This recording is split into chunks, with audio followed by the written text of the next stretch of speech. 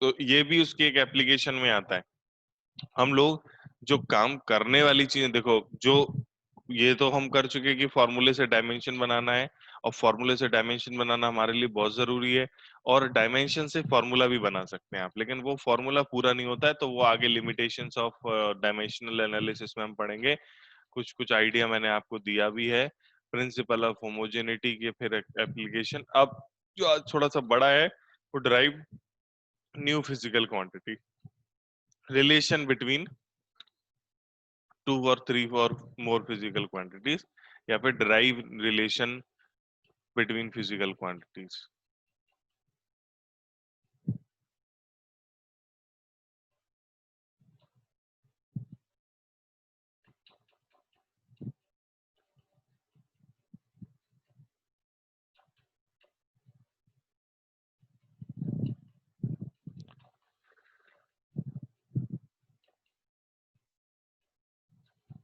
To drive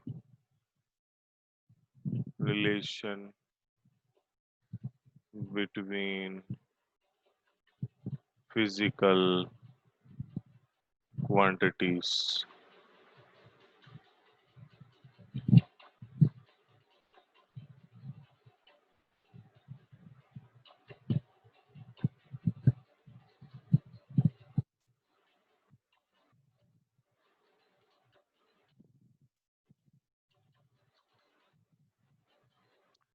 अब relation between physical quantities ये मस्त है और आसान है और जरूरी है और बार बार आपको आएगा। ये ही एप्लीकेशन सबसे बड़ा एप्लीकेशन है। बड़े से मेरा मतलब है कि ये एप्लीकेशन आपको, मतलब क्वेश्चंस आए हैं इसके डायमेंशनल एनालिसिस में, drive the relation between physical quantity के क्वेश्चन आए हैं। लिटरली हम लोग ट्राई करेंगे क्वेश्चन को, प्रीवियस ईयर वाले भी हम लोग प्रीवियस ईयर के क्वेश्चंस भी ट्राई करेंगे। ये जो सिस्टम है वो किस तरह से होता है ये समझ लीजिए। आपको क्या होता है कि एक फिजिकल क्वांटिटी कहा जाता है कि एक पर्टिकुलर फिजिकल क्वांटिटी है ए, वो कुछ फिजिकल क्वांटिटीज बी, सी और डी, मतलब मैक्सिमम 3 तक ले जाना है, 4 नहीं, कुछ फिजिकल क्वांटिटीज बी, सी और डी पर निर्भर करती है। सुनना, मान लो आपको दिया है एक फिजिकल क्वांटिटी है ए, जो कि बी, सी और डी, तीन, बस तीन से ज्यादा नहीं, तीन फिजिकल क्वांटिटीज पर निर्भर करती है। आपको ये बताना है कि हमारी जो फिजिकल क्वांटिटी, आपको ये बताना है कि हमारी ये जो फिजिकल क्वांटिटी है ए, बी, सी, डी, इन चारों में रिलेशन क्या है। देखिए किस तरीके से, if we have been given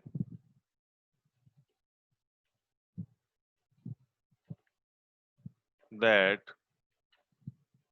any random physical quantity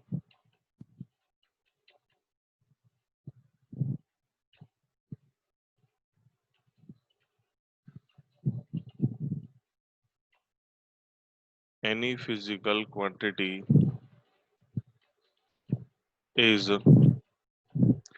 if we have been given that any physical quantity a, any physical quantity a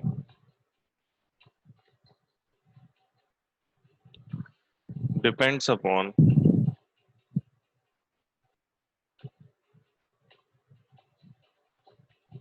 depends upon physical quantities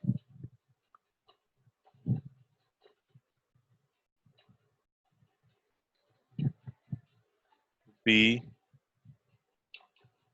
c and d, b, c and d, find the relation। हमें ए का relation बताना है। हमसे कहा गया कि ए physical quantity जो है वो कई सारी फिजिकल क्वांटिटीज जैसे कि बी, फिर सी, फिर डी, तीन फिजिकल क्वांटिटीज पर डिपेंड कर रही है। अब हमें क्या करना है, ये बताना है कि इनमें रिलेशन क्या है। तो बड़ा आसान है, आपको सबसे पहले तो ये लिखना है लेट ए जो फिजिकल क्वांटिटी आपकी वो डिपेंड कर रही है बी की पावर एक्स, सी की पावर वाई और डी की पावर जेड पर। ये आपने ऐसे मानना है कि ये ए जो है वो बी की पावर कुछ भी हो सकती है, कैसे डिपेंड कर रही है ये नहीं पता, बस ये पता डिपेंड कर रही है। तो हमने मान लिया ए जो है वो बी की पावर एक्स के प्रोपोर्शनल है, सी की पावर वाई के प्रोपोर्शनल और डी की पावर जेड के प्रोपोर्शनल है। तो यहां से ए इक्वल्स टू हो गया के बी की पावर एक्स, सी की पावर वाई और डी की पावर जेड। इसको मान लिया हमने इक्वेशन नंबर 1। तुम्हें अब कुछ नहीं करना।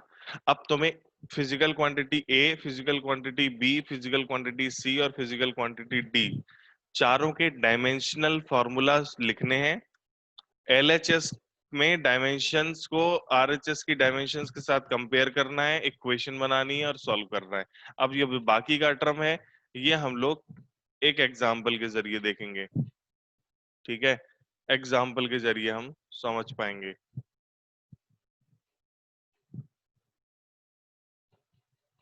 एग्जाम्पल देखते हैं।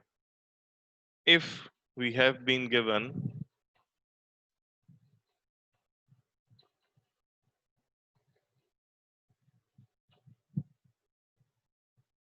given that time period of a simple pendulum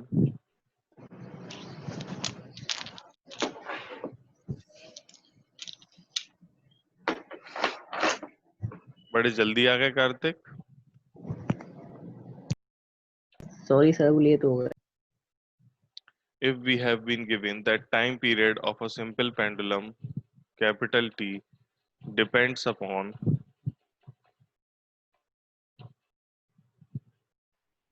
length of pendulum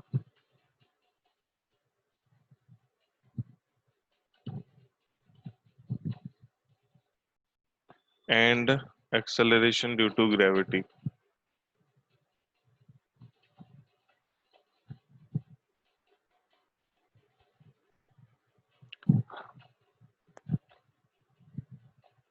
तो अपने को बताना है ड्रॉ द रिलेशन।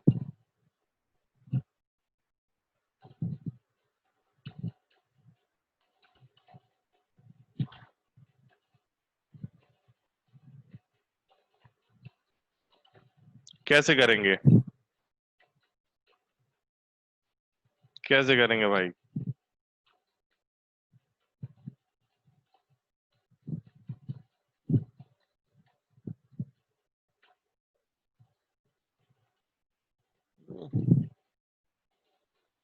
बता नहीं रहा तुम लोग कैसे करेंगे।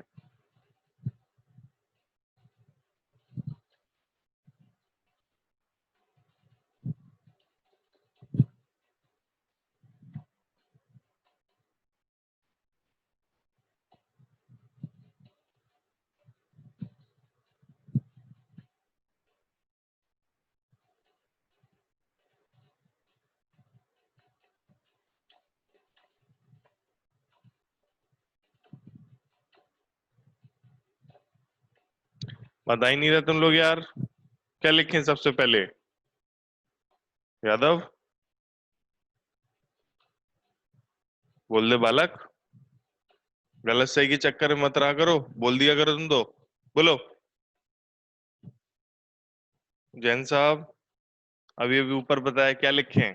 LA, T हाँ बेटा, into LA, हाँ हाँ हाँ हाँ, टी टी इंटू, LA, नहीं नहीं, टी इंटू एल क्यों?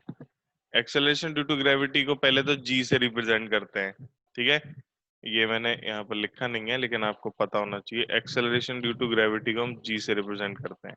तो इसको करेंगे कैसे? सबसे पहले आपको लिखना है लेट। अब कौन डिपेंड कर रहा है? टी किस पे? Proportional to L to the power मान लिया एक्स, और जी टू दी पावर क्या मान लिया? वाई। ये आया समझ में? ऐसे आपको सबसे पहले मान लेना है, मान लेना है।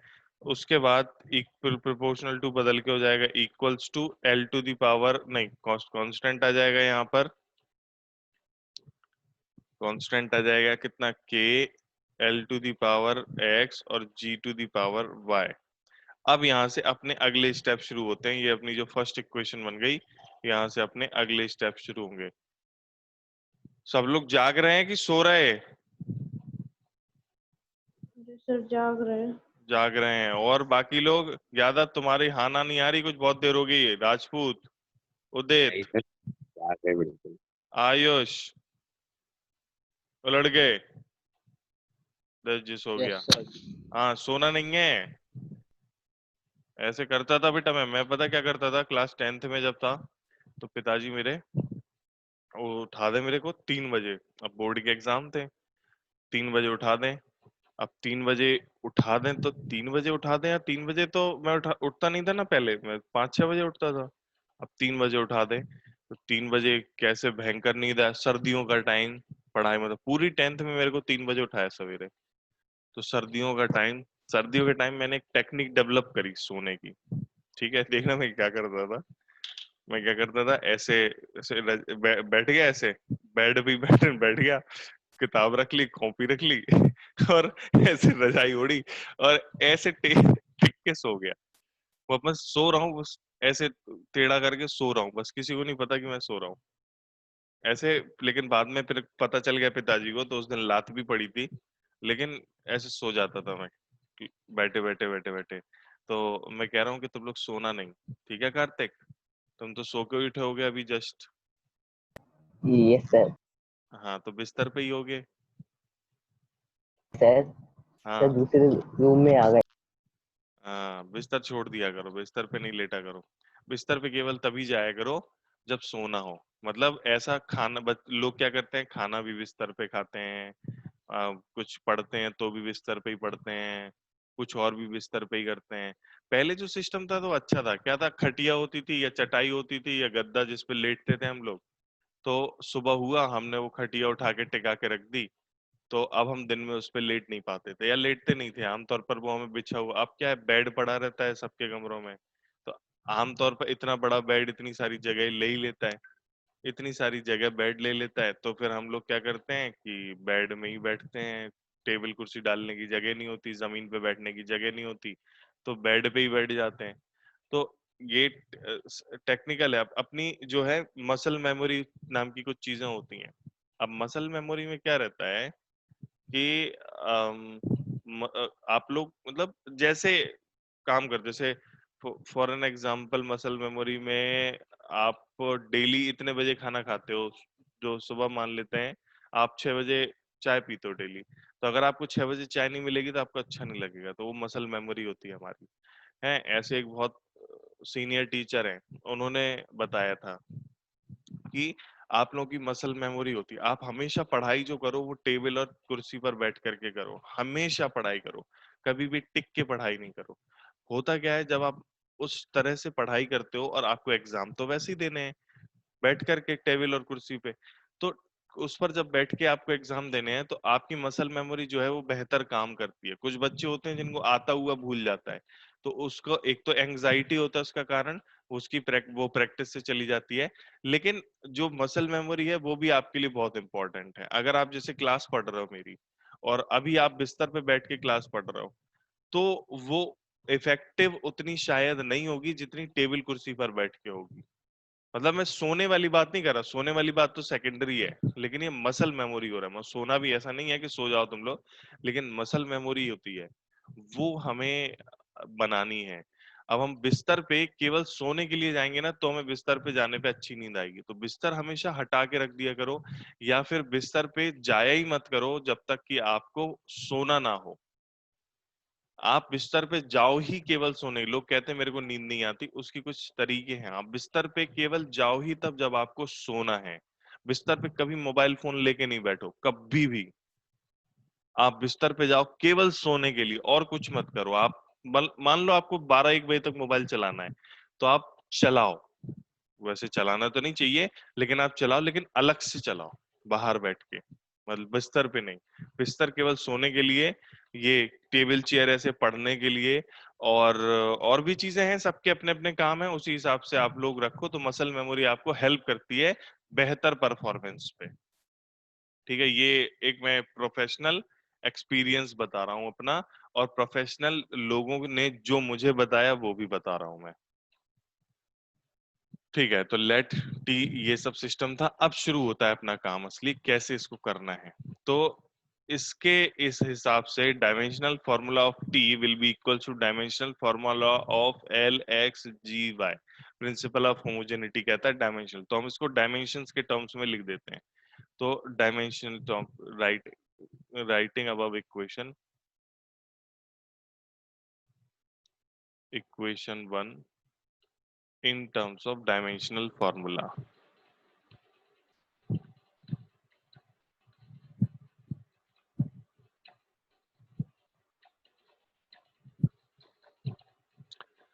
तो t का जो डायमेंशनल फॉर्मूला होता है वो होता है t, k तो k है ही, l लेंथ का dimensional formula l power x, g का डायमेंशनल फॉर्मूला कौन बताएगा?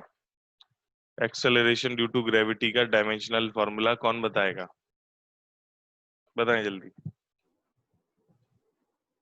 LT-2। Awesome, LT-2। बाकी लोग बस ऊँघते रहो, जो आंसर बता देता है वही जीतता है।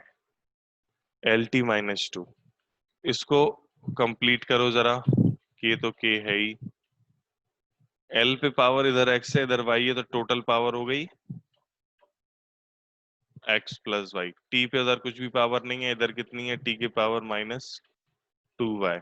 अच्छा, यहाँ पर अगर ध्यान से देखें तो m की पावर 0, l की पावर 0, t की पावर 1, और इधर ध्यान से देखें m की पावर 0, l की पावर x प्लस वाई और t की पावर -2y।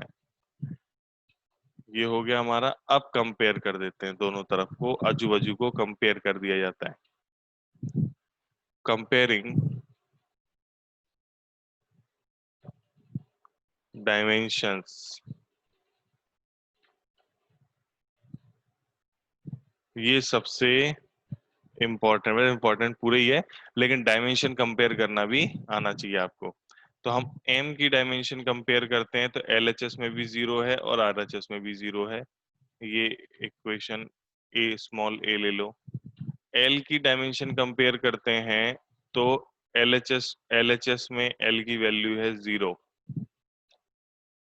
LHS में L की वैल्यू है 0 और RHS में L की वैल्यू है x प्लस वाई। ये हो गई इक्वेशन नंबर B। फिर क्या करना है अपने को?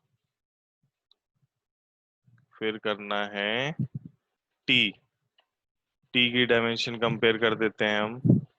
LHS में है 1 और RHS में है -2y। ये इक्वेशन C। बस तुम्हारे हिसाब से अब तो कुछ बचता नहीं है, सॉल्व कर लो। सॉल्विंग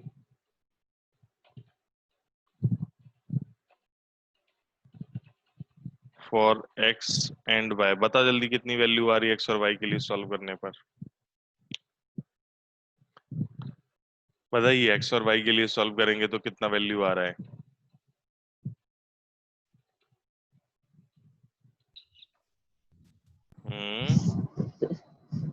सर y की वैल्यू आएगी -1/2 वेरी और गुड, x की आएगी 1/2। बिल्कुल सही। y की -1/2 और x की 1/2। बहुत बढ़िया। सॉल्विंग फॉर x और y, ये -1/2 और +1/2। अब जरा हम वापस से आते हैं अपने इक्वेशन नंबर 1 में। यहाँ पर x की जगह रखेंगे +1/2 और y की जगह रखेंगे -1/2। +1/2 और -1/2। तो फाइनल आंसर लिखते हैं। सो फ्रॉम इक्वेशन 1, इक्वेशन 1 के हिसाब से x की पावर 1/2, तो t is equals to k l की पावर 1/2 और g की पावर -1/2। 1/2 बोले तो under root, t is equals to k under root l और इसमें माइनस अंडर रूट तो नीचे under root g, which means k बराबर k under root l upon g। ये अपना t आ गया। क्या आपको टाइम पीरियड का सही फॉर्मूला पता है इसके? क्या आपको इसके टाइम पीरियड का सही फॉर्मूला पता है क्या? बोलिए, आपको फिजिकल पेंडुलम के टाइम पीरियड का सही फॉर्मूला पता है क्या? t बराबर 2 pi under root l upon g, सुना है क्या? No sir. कोई बात नहीं, तो पहली बार सुन लो। टी बराबर जो फॉर्मूला होता है टाइम पीरियड का वो होता है टी बराबर 2 पाई √L/g। वहां पर जो 2 पाई शब्द है वो यहाँ डायमेंशनल एनालिसिस मतलब फिजिक्स के हिसाब से जो सही इक्वेशन है वो है टी बराबर 2 पाई √L/g। लेकिन डायमेंशन के हिसाब से हम लोग के को 2 पाई साबित नहीं कर सकते। हमारे पास कोई तरीका नहीं है कि के को हम 2 पाई लिख पाए। हाँ, आप लिख सकते हो as we know, as I know personally, so K is equals to 2 पाई, तो नाउ टी बराबर 2 पाई। बट ये कोई बात नहीं हुई, आपको याद था तो लिख दिया, नहीं होता तो आप ड्राइव नहीं कर पाते। ये एक डायमेंशन एनालिसिस की और एक और कमी है कि भैया आप के की वैल्यू नहीं लिख सकते, मतलब आप कांस्टेंट को नहीं लिख सकते। अब हम कुछ प्रीवियस ईयर के क्वेश्चन देखते हैं। मेरे पास अभी तो प्रीवियस ईयर की जो बुक है वो, सर हाँ बेटा। सर एक बार फिर से समझा दी, तो नेट चला गया था। कौन, अदिति? Yes sir. ठीक है, तो वो ज्यादा तुम्हारा जब नेट गया तो ज्यादा कुछ उसमें हमने कराया नहीं। क्वेश्चन जो है शुरुआत हमने जैसे करनी थी वैसे कर ली, जिसमें हमने इक्वेशन बना ली t proportional to L⁻x g⁻y। और फिर इस इक्वेशन 1 को हमने डायमेंशंस के टर्म्स में लिख लिया। डायमेंशन के टर्म्स में लिखा, LHS में m की डायमेंशन 0, L की 0, T की 1 है, और RHS में m की 0, L की x+y और T की -2y है। ये इससे हमने कंपेयर करके इक्वेशन बनाई, कंपेयर करके इक्वेशन बना ली और इक्वेशन को सॉल्व कर लिया, आंसर आ गया बस। जो x और y की वैल्यू आई उनको हमने इक्वेशन 1 में रख दिया। तो t बराबर के L⁻x था, x आया 1/2 तो L की पावर 1/2, और g⁻y था जो तो आया g⁻−1/2। t बराबर के √L/g आ गया ना? Yes sir. अभी मैं कुछ क्वेश्चंस कराता हूं आप लोगों को इसी के स्पेसिफिकली। Okay fine. तो आपको दिया गया है, okay, I have a question.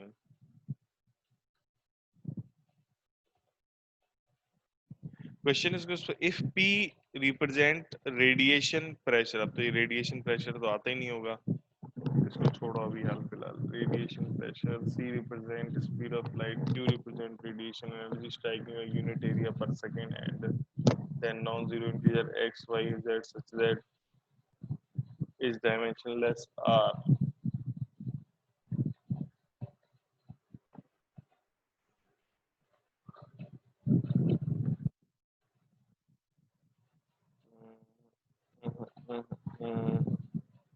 चलो एक minute.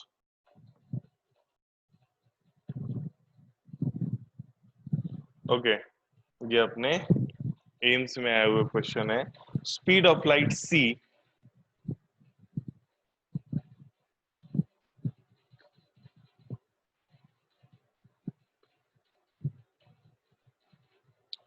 speed of light c, gravitational constant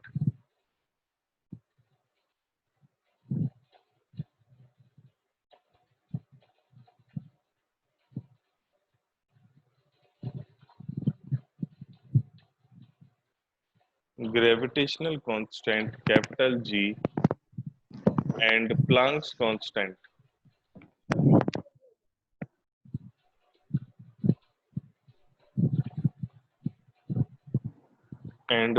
constant H are taken as fundamental units in system, are taken as fundamental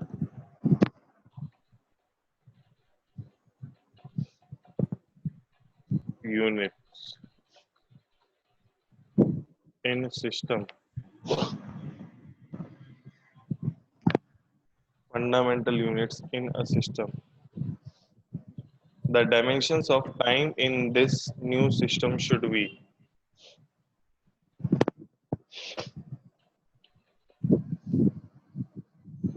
of time in this new system should be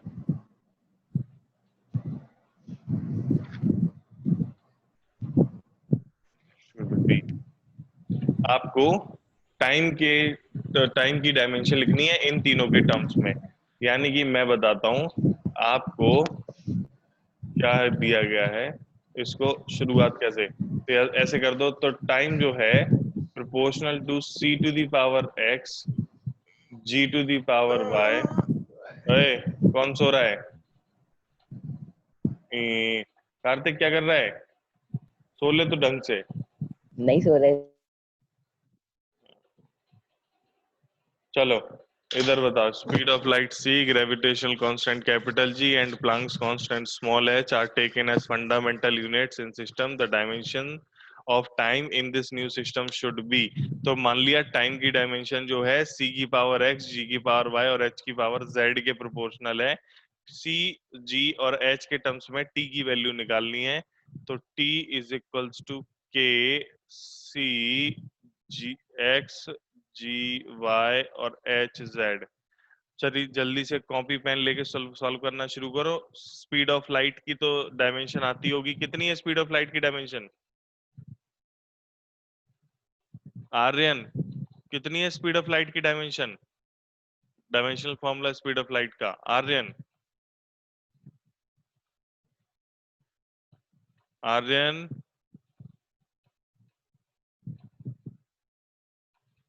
बताओ बेटा। वाकई में चले गए क्या?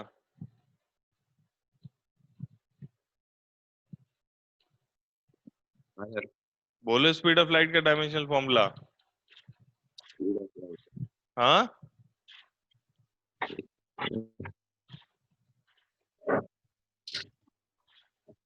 Speed of light का dimensional formula कौन बताएगा? आदित्य तुम्हें पता है स्पीड ऑफ लाइट का dimensional formula? Sir speed speed का ही होता है क्या? स्पीड का ही होता है। चाहे कोई की स्पीड हो, स्पीड ऑफ लाइट हो, स्पीड ऑफ गधा हो, स्पीड ऑफ घोड़ा हो, स्पीड का स्पीड ही होता है। कितना होता है स्पीड का? LT-1 होता है। LT-1 होता है। आर्यन तुम क्या हो गया, तुम ध्यान नहीं दे रहे या देना नहीं चाह रहे?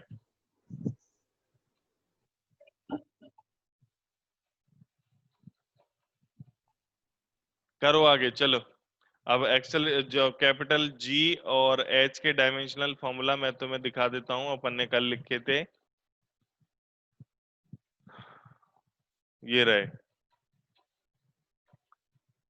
यूनिवर्सल ग्रेविटेशनल कांस्टेंट और प्लैंक्स कांस्टेंट के डायमेंशनल फॉर्मूला। एक का है G, कैपिटल G का है m-1 L3T-2 और प्लैंक्स कांस्टेंट का है mL2T-1।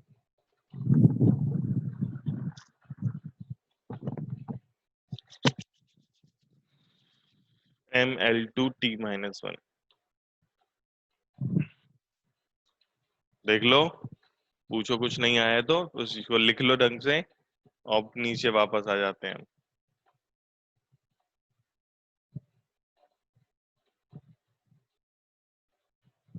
बताएं।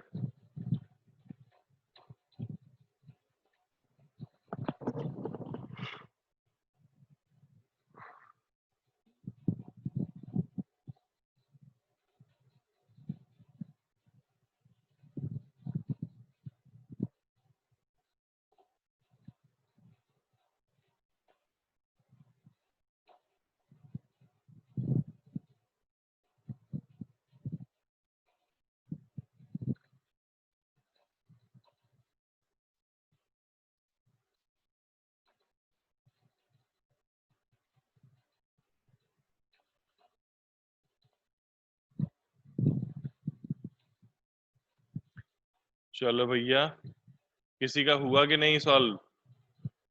उदित कर रहे हो तुम? उदित सॉल्व कर रहे हो बेटा?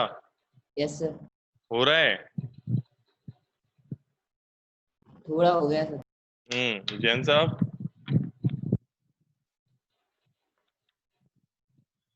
कर रहे सर। बन रहा है कि नहीं?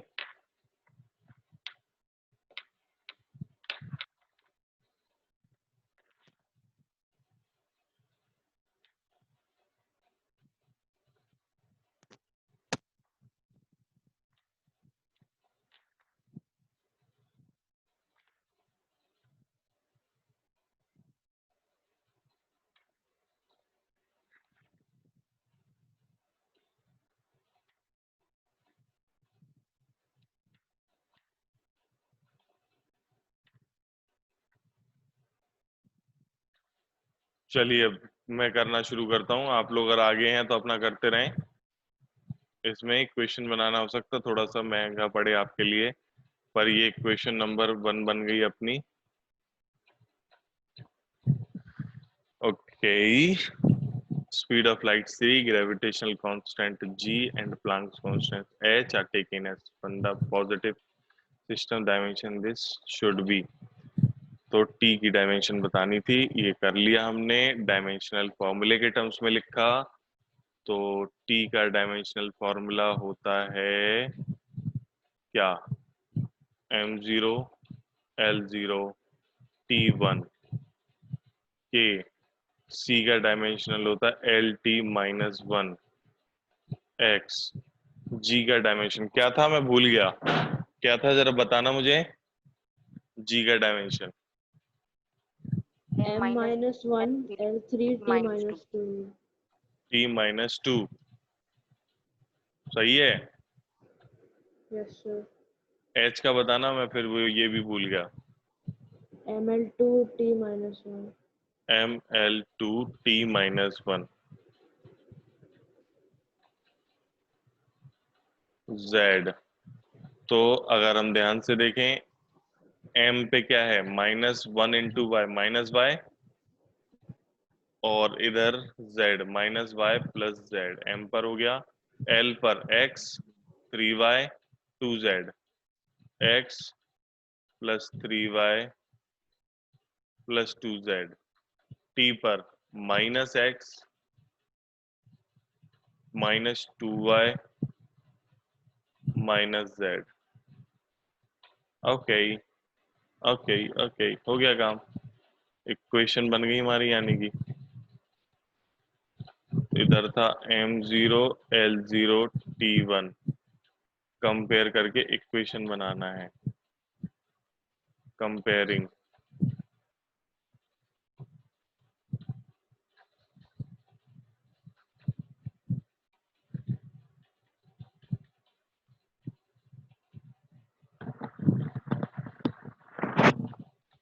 Comparing dimensions.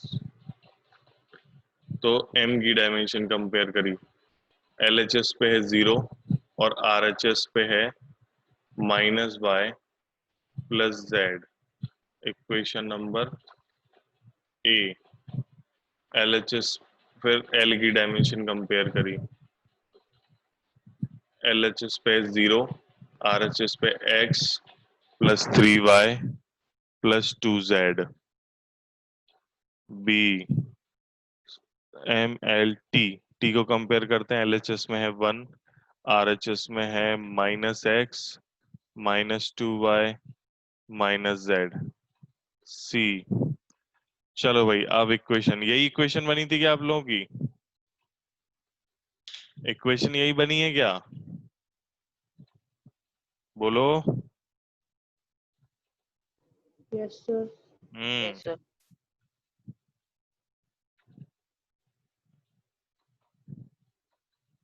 सॉल्व करो इसे।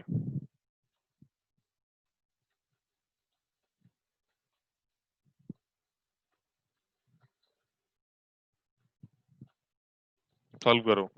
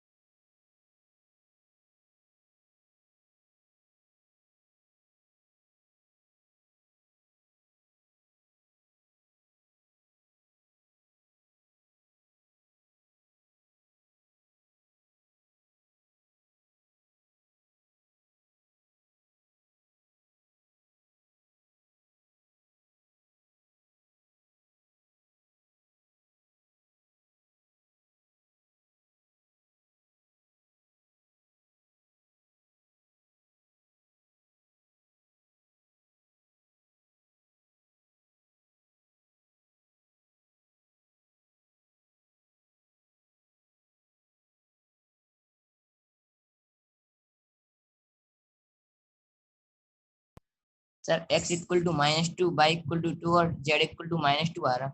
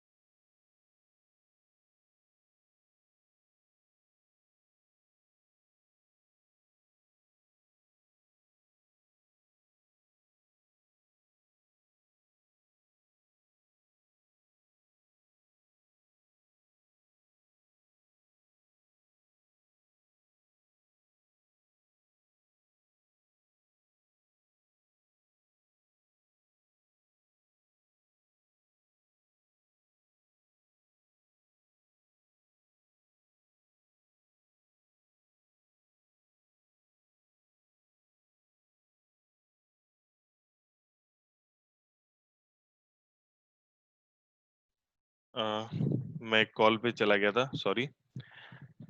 हाँ, तो मेरे पास आंसर आया है। किसने दिया है? उदित का आंसर है। उदित का आंसर है अपने को इधर पे। उदित, ये आंसर सही नहीं है।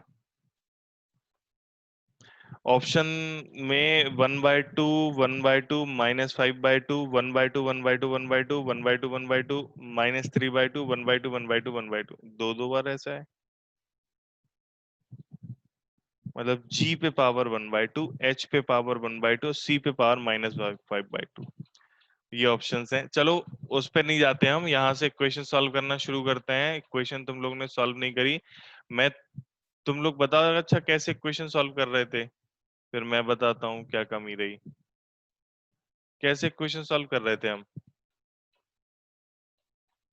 क्या आइडिया है तुम्हारे पास क्वेश्चन सॉल्व करने का?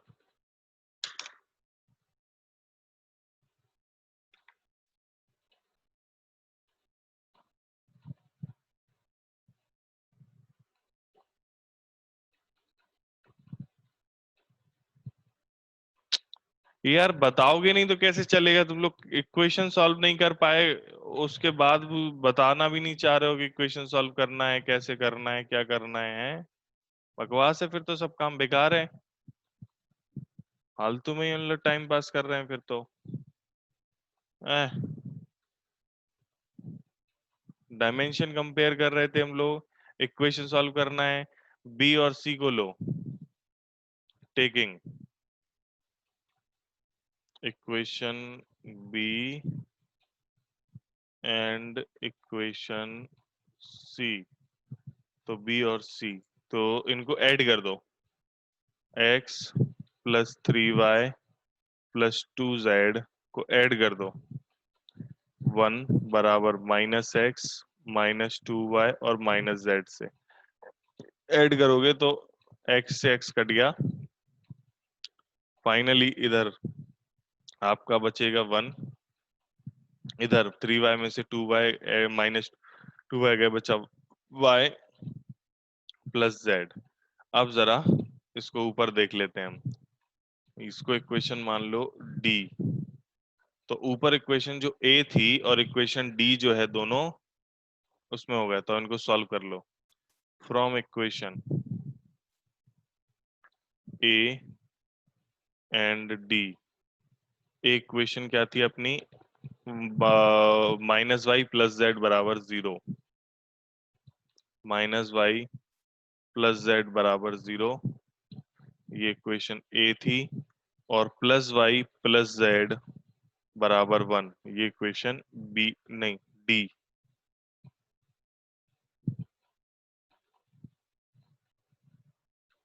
दोनों को ऐड कर दो।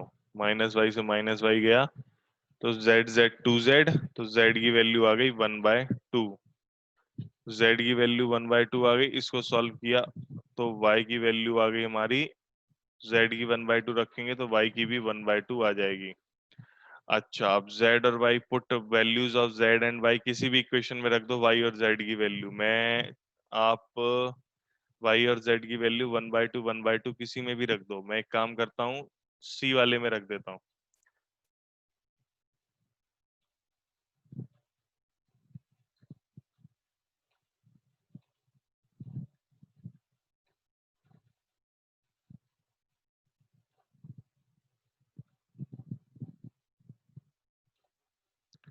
Put values of y and z in equation c, तो 1 बराबर -x -2, y की वैल्यू 1/2 और z की वैल्यू भी 1/2, तो इधर 2 से 2 चला गया, तो 1 बराबर -x -1 और -1/2, तो -3/2, ये उधर चला गया, +3/2 हो गया, -x, तो एकम 2 और 3 5/2, x की वैल्यू हो गई अपनी -5/2। -5/2 ही ऑप्शन है। आंसर यही आ गया अपना, x की वैल्यू -5/2, z की वैल्यू 1/2 और y की वैल्यू 1/2। ये अपना आंसर आ गया। देख लें कुछ समस्या है तो।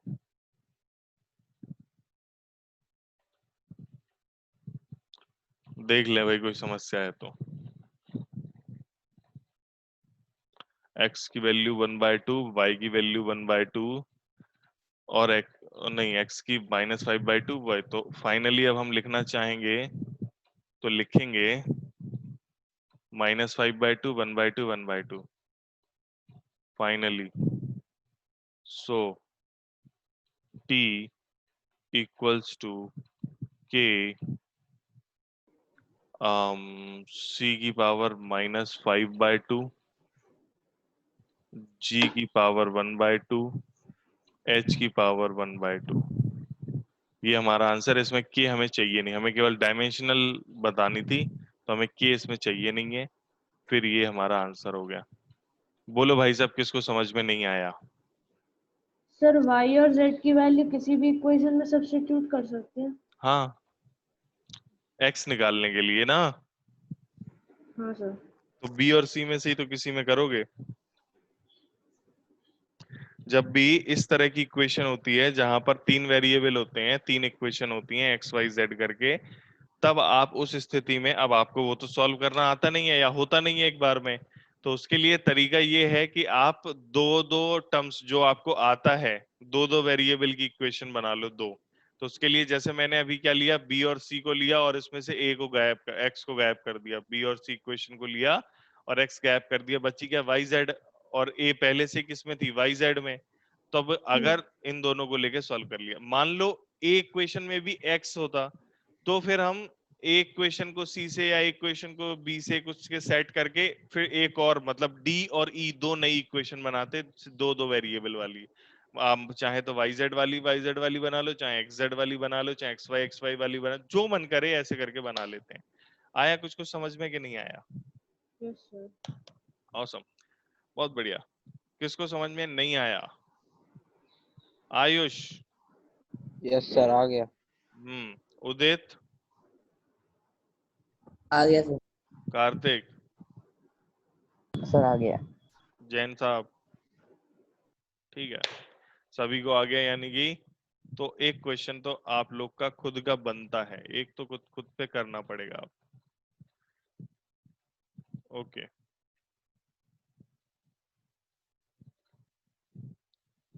एक question.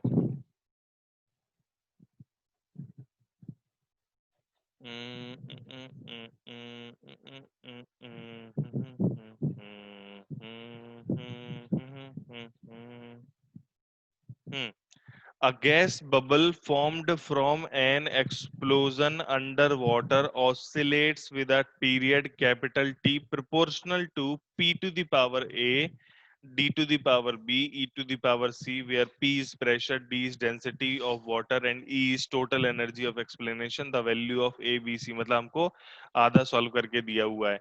A gas bubble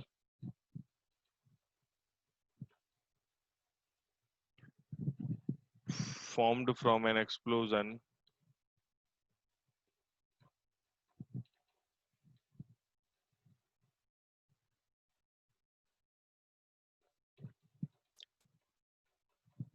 underwater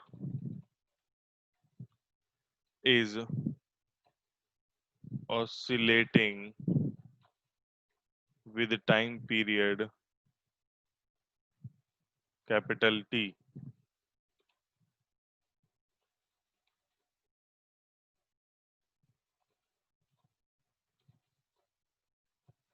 Gas bubble formed from an explosion underwater is oscillating with time period capital T proportional to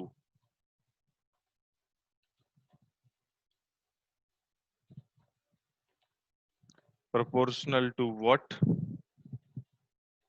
Time period proportional to P to the power A,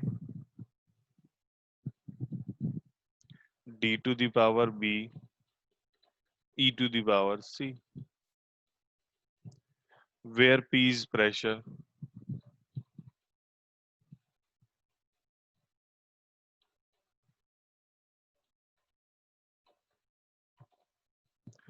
D is the density of water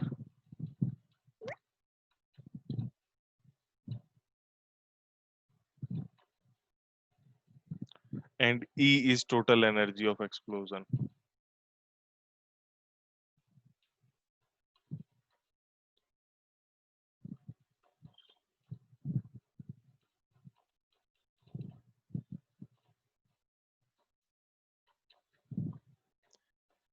Values of A, B, C are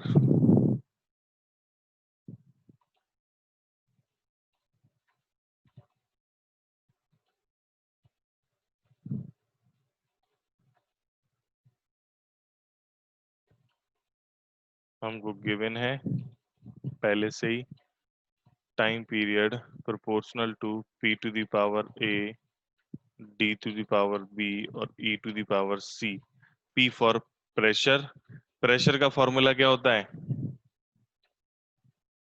pressure का formula ml minus 1 t minus 2. हाँ, कैसे निकाला? याद किए थे क्या बेटा?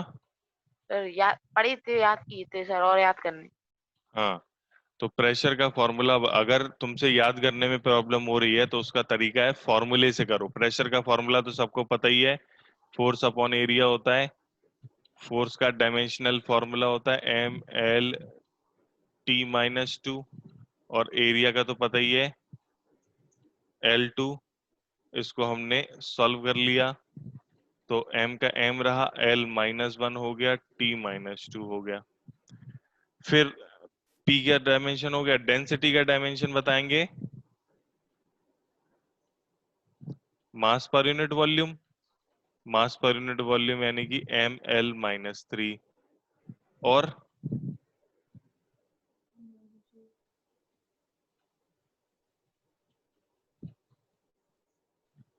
तीसरा वाला E फॉर एनर्जी. सारे एनर्जी का एक ही डायमेंशनल फॉर्मूला होता है वर्क डन के बराबर mL2T-. Very good. तो बस इनको रखो, सॉल्व करो, खटाक से आंसर निकाल के बताओ. आपके पास 2 मिनट हैं. स्टार्ट. मैं इसको सॉल्व नहीं कर रहा हूँ. हाँ, ज्यादा है तो मैं ऑप्शन दे सकता हूँ तुम लोग को.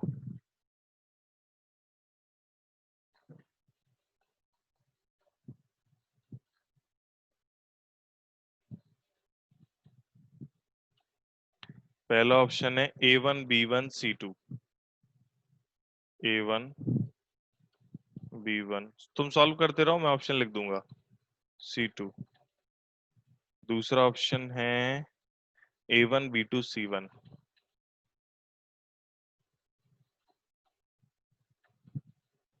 तीसरा ऑप्शन है 5/6 1/2 1/3.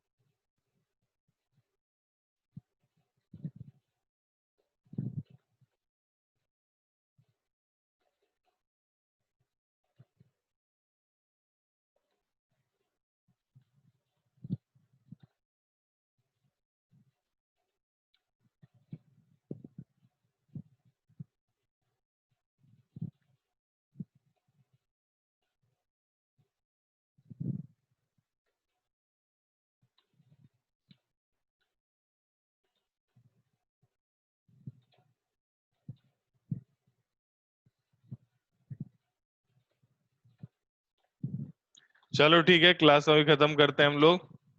आपकी मैथ्स की क्लास अभी होगी और केमिस्ट्री की शायद 1 बजे है, तो मैथ्स की क्लास ज्वाइन करो। और हाँ, ये जो क्वेश्चन है इसको सॉल्व करना, कल मैं देखूंगा, मेरे को भेजना सभी लोग व्हाट्सएप फोटो खींच के ग्रुप पे। ग्रुप पे नहीं भेजना, मेरे पर्सनल नंबर पे भेजना, जिससे मैं लिंक भेजता हूँ ना, मेरे नंबर पे भेजना सभी लोग, जिस पे मैं लिंक भेजता हूँ उस पे भेजना। ठीक है, चलिए भाई क्लास खत्म करते हैं, बाय।